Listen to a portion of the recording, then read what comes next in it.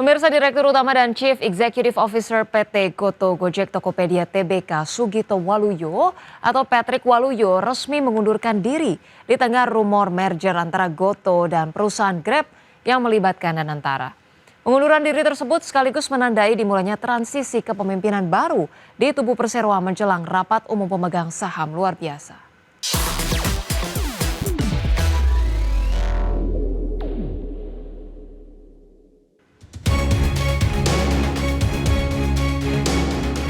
Sugito Waluyo atau Patrick Waluyo mengundurkan diri dari posisinya sebagai Direktur Utama dan Chief Executive Officer PT Goto Gojek Tokopedia Tbk. Keputusan diambil di tengah rumor merger antara Goto dan Grab yang didukung oleh pihak Danantara. Goto melalui Direktur dan Sekretaris Perusahaan R.A. Kusumo Hadiani menyampaikan bahwa surat pengunduran diri tersebut diterima pada 24 November 2025. Posisi Patrick Waluyo akan digantikan oleh Hans Patuwo yang saat ini menjabat sebagai Direktur Operasional Perseroan dan nominasi ini dijadwalkan untuk dibawa ke rapat umum pemegang saham luar biasa pada 17 Desember 2025. Manajemen menyatakan bahwa pergantian ini merupakan bagian dari proses suksesi yang telah dirancang untuk menjamin kesinambungan strategi dan penguatan operasional perusahaan. Hans Patuwo memiliki pengalaman hampir 8 tahun dalam mengemban berbagai peran strategis di Gojek, GoPay, dan Goto, termasuk sebagai Chief Operating Officer yang memperkuat operasional mitra pengemudi dan layanan transportasi. Ia juga berperan penting dalam mengembangkan dan memperluas unit usaha Goto Finansial, serta memimpinnya sebagai presiden hingga menjadi salah satu platform fintech terkemuka di Indonesia. Pengunduran diri ini mengakhiri masa kepemimpinan Patrick Waluyo yang resmi menduduki posisi Direktur Utama Goto sejak Juni 2023 menggantikan Andre Sulistyo. Sebagai pendiri Northstar Group, Patrick Waluyo telah menjadi bagian penting dari perjalanan Goto, termasuk mengadakan fokus perusahaan pada segmentasi fintech untuk mengejar profitabilitas. Di bawah arahan Patrick Waluyo, Goto mencatatkan EBITDA disesuaikan yang positif selama 4 kuartal berturut-turut dengan puncak kinerja pada kuartal 3 2025 mencapai 369 miliar rupiah. Strategi pendekatan fintech yang dijalankannya memberikan dampak nyata terhadap upaya perseroan dalam meraih profitabilitas yang lebih berkelanjutan. Tim Liputan, IDX Channel.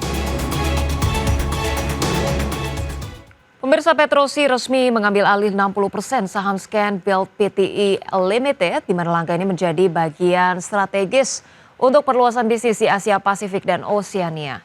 Akuisisi senilai 10,3 juta dolar Singapura ini menegaskan komitmen Petrosi memperkuat kapabilitas multidisiplin di industri kimia dan migas.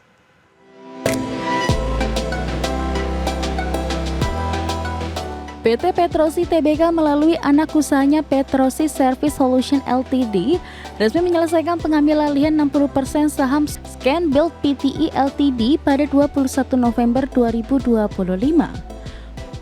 Proses tersebut dilakukan melalui penandatanganan perjanjian jual beli saham bersyarat dengan TCAL Engineering Pte Ltd.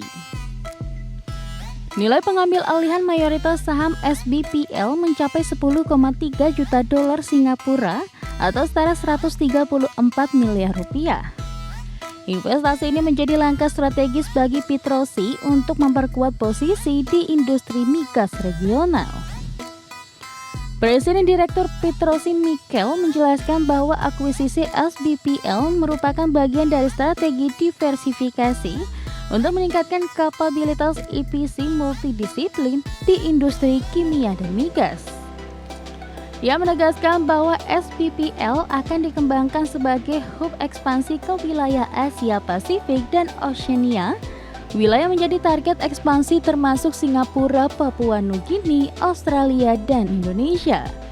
SBPL yang berdiri sejak tahun 1990 di Singapura memiliki rekam jejak kuat dalam konstruksi multidisiplin serta proyek penunjang industri migas dan kimia. Petrosi yang telah beroperasi lebih dari 50 tahun terus memperluas portofolionya dari sektor pertambangan hingga EPC dan EPCI lepas pantai. Melalui anak usahanya HBS dan Harvard, perusahaan juga mengembangkan solusi berkelanjutan untuk industri emas mineral dan minyak dan gas di Asia Tenggara, Papua Nugini, dan Australia.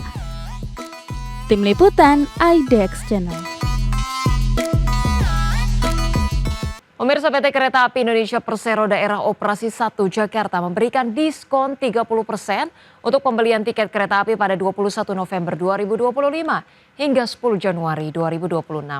Langkah tersebut untuk meningkatkan minat masyarakat melakukan perjalanan pada masa libur Nataru menggunakan kereta api. PT Kereta Api Indonesia Persero Daerah Operasi 1 Jakarta memberikan diskon 30% untuk pembelian tiket kereta api pada 21 November 2025 hingga 10 Januari 2026. Pembelian tersebut untuk keberangkatan periode 22 Desember 2025 sampai 10 Januari 2026. Manajer Humas PT Kereta Api Indonesia Daup 1 Jakarta, Iksvan Henry Wintoko menjelaskan, diskon ini diberikan untuk meningkatkan minat masyarakat melakukan perjalanan pada masa libur Natal 2025. Selain itu, diskon diberikan untuk meringankan biaya perjalanan sekaligus mendorong pergerakan ekonomi masyarakat selama momentum libur akhir dan awal tahun. PT KAI Daup 1 Jakarta memberikan diskon tarif sebesar 30% untuk sejumlah kereta api jarak jauh kelas ekonomi komersial dan kereta api lokal Pangrango.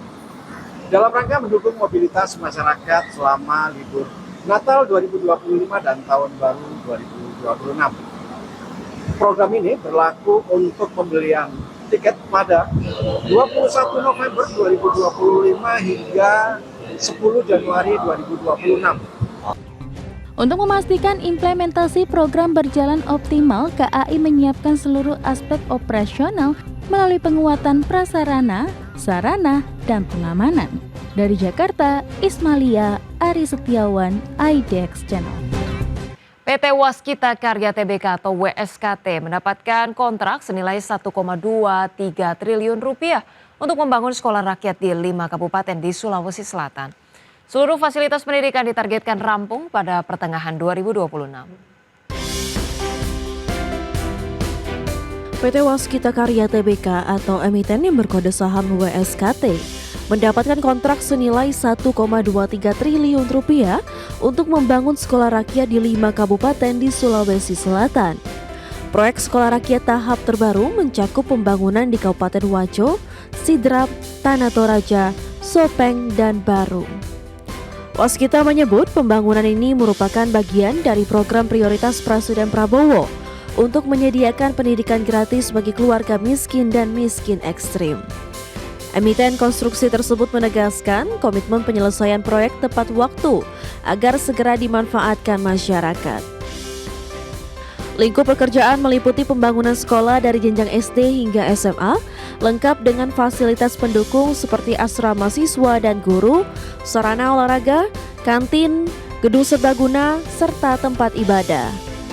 Waskita menilai fasilitas lengkap ini penting untuk memutus rantai kemiskinan melalui dukungan pendidikan, kesehatan, dan pemberdayaan ekonomi keluarga penerima manfaat.